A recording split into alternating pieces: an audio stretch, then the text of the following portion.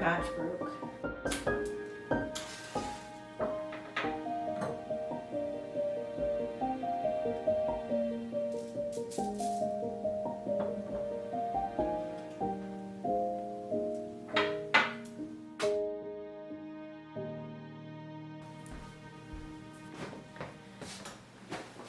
Hi Witchlings. You saw a little bit of my morning routine. Some people asked to, see I guess a little bit more of it than normal. I figured that we're about due for a video updating my practice. It's changed a lot in the past year, and I remember when I first sat down and went through everything I'm reading, everything that I'm studying right now, who I work with, where my practice is at. That was like a year ago. It's been a crazy fucking year, for lack of a better term. And I feel like it's about time to just kind of refresh you guys on what my life looks like outside of this camera, because I do a lot of educational content. I believe that a year ago today, or around this time, I was working with Lady Freya, I was working with Nath, I was studying, starting to study Italian folk magic, still with a very kind of eclectic, polytheistic view, mixing pantheons and all that. Since then, I've continued my work with studying Italian folk magic. I now identify as a folk practitioner, studying Italian folk magic, studying Stregoneria, the kind of reconstructionist stuff that you will see in Raven Gramassi's books. I have a full ancestor, practice, and since that video, a lot of those deities that I was talking about working with are no longer around. Freya, who I thought she was a patroness, but it's okay that she wasn't, left to make room for Diana. Diana is ancient Roman, ancient Italian. She is such a thick, multifaceted being in a lot of ways. I think Cernunnos is still around to an extent. I refer to him as Luciferos now, as the Arabian horned god, but I think that it's not in the same way. I still think very fondly of him. I have like a little set up for him with the deer and some bones, but very honestly, Diana kind of trumps every other presence of deities. I'm still, polytheist, I'm still an omnist. I worship Hades, which was part of, a little deal that I did to protect someone I care about. I've always wanted to work with Hades anyways, so it kind of worked out in my favor, or worship him at least. The majority of my practice has moved into folk magic, worship of Hades, and working with Diana. She really dominates a lot of my time. And, you can tell the deities I work with are kind of kept within the Romanish, Greekish pantheon. Kind of stuff that I think, historically speaking, my ancestors probably would have done similar things, working with Greek or Roman gods. I haven't deviated that much. I think my ancestral practice has become one of the most important parts of my practice. What's focus? I was talking about my ancestral practice. Yeah, for the most part, I think that I've been focusing a lot on that, my folk magic. I do want to share what I'm reading right now, because I did that last time. And I think that it's just really fun to show you guys. If I can find them. Here's one of the books I just got, and I'm in the process of it. Juliet Diaz's Plant Witchery. I love this book.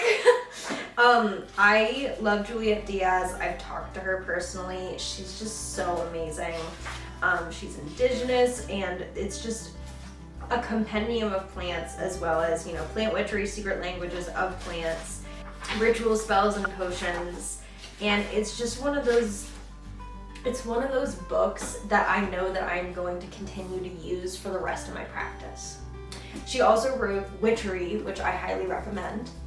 And I believe she has a new book coming at some point. But there's just so much information in this book. I love it so much. So just looking at one, we have cinnamon, the Latin name, essential properties, medicinal properties, magical properties, and plant wisdom. All in here. That's every single herb. It's just a wealth of information, and I love it. What else am I reading? I do have one of my books right here. I am reading Ovid, Metamorphosis, because, you know, I have to. Ooh, I found someone's bookmark. This is a used book. So we have Actaeon, and it's one of those things that as someone who works with Diana, as someone who worships Hades, I have to read this type of literature. Do I like Ovid? No. All my homies hate Ovid. However, I appreciate him for his poetry. That's about it. And I'm trying to find my book that I was reading before I left. You know, maybe I put it in here. I did! This is The Spiral Dance by Starhawk. These 3 books are the main books I'm reading right now. This one I'm about like 55 pages in. I read pretty slow for someone who loves to read so much. I'm in love with it. I think that it's an older piece of literature, so I keep that in mind when reading it, you know. And this is the 20th anniversary edition. So it originally came out 1979. This was the 1999 edition, I believe. Yeah, and so she goes through and she actually goes in for each of the anniversaries and edits and makes little footnotes, which I really, really love. And all her footnotes are on the back. Yeah, so those are the 3 books I'm reading. Witch-wise, we're also reading Solitary Witch by Ravenwolf for our critical reading month on my Patreon, because we have a book club on our Patreon. And I have a bunch of books that I haven't gotten to yet that I would love to share with you guys and talk about. I am a big fan of these. I think that they are a very good part of my time. I really enjoy reading them. I'm gonna make them look pretty. Apart from that, you know, my practice has been mostly in transition. In the past year, I moved to Colorado. Actually moved to Colorado recently. But in that transition, you know, right before the transition, I had Freya and Morgan leave. And then I moved to Colorado, and I think it was one of the best decisions I could have made. I am so inexplicably happy with where I am, with my practice, with the people around me. And I'm just really enjoying it. I think that it was a really good decision. But I just am having a really good time. And I'm so proud of where I am. Other than that, you guys already know I wrote a book. That's coming out late October in UK, India, Europe, New Zealand, Australia, and April, I think 2022 in the US. And of course, I will keep you guys updated with everything I know in there. And in the past year, I've moved my practice from a focus on kind of more eclectic witchcraft to animism, working with the land spirits, working with ancestors. I have my familiar Vulpes, a fox spirit, working with animal spirits, plant spirits. My deity work has become one part of a bigger whole. And I spend a lot of my time studying folk magic, learning what I can about folk magic in different places across the world, not just Italy, because I think it's so important to learn about. I don't know, I think in the past year I've become a lot more comfortable with where I am. I feel like I'm on the right path. You know, I was talking about how deity worship and deity work has become a part of a bigger whole. Like, it's not just a large focus of my practice. I think a lot more spells than I used to. For some reason. I mean, nothing too fancy, mostly just protection. Yeah, I don't know. I think that I'm really proud of how far I've come in a lot of ways. I'm not where I thought I would be at all. And that's okay. I think the best things happen when we do the unexpected.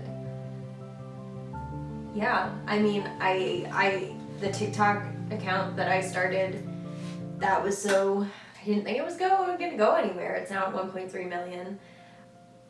And, you know, in terms of my practice, I think like I said, I'm happier and more comfortable with where I am. I know which direction I'm going in. And yeah, I think I've updated a lot on my TikTok too, and been very open kind of about worshiping Hades, working with Diana, the kind of entities I have around me. But I'm just so pleased with where I am. Still working that work-life balance out, you know. Still trying to figure that out. Work-life school now, because I'm back doing part-time college to get a degree. But yeah, I mean, I've found so many people that support me and love me and care about me. And I think that's, to me, what matters the most in all of this, is that witchcraft and my practice and my self-love and radical self-acceptance has brought me to the place where I can look around and say, yeah, I'm so happy I'm here. Like, this is where I want to be. I'm exactly where I want to be. There isn't oh, I want to do this, I want to do that, because I do want to do that, but not right now. You know, I have a list of goals and stuff. I want to write another book at some point. I have so many ideas. But we're here. We made it. We did it, Joe. And I'm so happy that you guys get to come with me and see it. Really, I am. But yeah, a lot of people were noting too how much happier I look in my newer content, and I think it's because I am happier. Happier with my practice, happier with my spirits, happier with my life in general. I'm exactly where I'm supposed to be. What a sappy video. I'm so sorry. Didn't mean to expose you to sappy content. But anyways, I think that's my little yearly update. My practice has fundamentally changed, and I am so happy with where it is. I am so happy with where I am, and I am so excited to continue to grow and learn and make mistakes and make more content for you guys in ways that you don't even know, you know? And just so, woo, my Dion! Despite all the bad that comes with being a content creator on the internet, I think the good has waited out for a while. Except for TikTok. TikTok is a little bitch. It's pissing me off. Keep post banning me. It's so annoying. But yeah. What a fucking crazy year. What a wild, crazy year. I don't even know how I got here, but I'm here now. Alright, that's all I have for you guys today. I hope you have an amazing rest of your day. Alright, remember to drink water, remember to take care of yourself, remember to love yourself. If you feel like it, you can comment, like, subscribe. Let me know how your year's been. Let me know how much you've changed and grown, because I can't even quantify the amount that I have. I hope you have an amazing rest of your day. Sa benedica.